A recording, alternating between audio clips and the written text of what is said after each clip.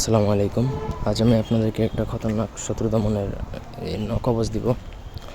খুবই ভয়ঙ্কর লেভেলের এবং খুবই পাওয়ারফুল। পুরো ভিডিওটা না টেনে শেষ পর্যন্ত দেখবেন। আমার চ্যানেলটা সাবস্ক্রাইব করবেন, লাইক কমেন্ট শেয়ার করবেন। আর ব্যক্তিগত যে কোনো প্রয়োজন বা ব্যক্তিগত যে কোনো কাজের জন্য স্ক্রিনে দেওয়া নাম্বারে সরাসরি ফোনে হোয়াটসঅ্যাপে যোগাযোগ করে বা ইমোতেও আপনি কী করতে পারেন, যোগাযোগ করে যে কোনো কাজ করাতে পারবেন দেশে বা দেশের বাইরে থেকে। এই নকশার একটা স্পেশালিটি হচ্ছে, আপনি এই নকশাটা যত বেশি পুড়াবেন তত শত্রু দমন হতে থাকবে, শত্রু তত অসুস্থ হবে, শত্রু সব দিক দিয়ে আর কি পারমানেন্টলি আর কি ধ্বংস হয়ে যাবে, এরকম একটা অবস্থা। তো ধরেন 7 দিন পোড়ালেন অথবা 21 দিন অথবা 41 দিন, এইভাবে যত বেশি পোড়ানোর মেয়াদটা বাড়াবেন তত শত্রু ধ্বংস হতে থাকবে। কম পোড়ালে কম ক্ষতি, বেশি পোড়ালে বেশি ক্ষতি।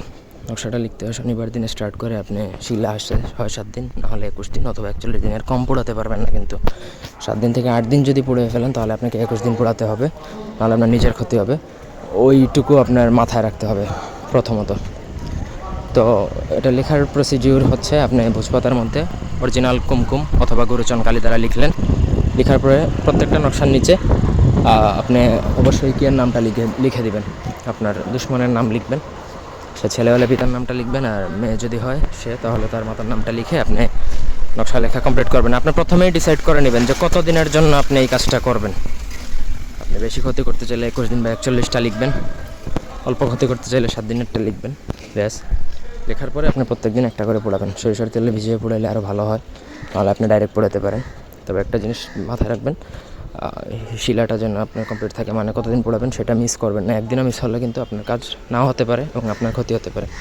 ভালো করে বুঝে শুনে এইসব বিদ্যা হাতে নেবেন।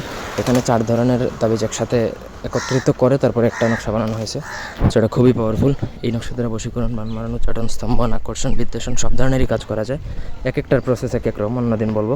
ধন্যবাদ সবাইকে।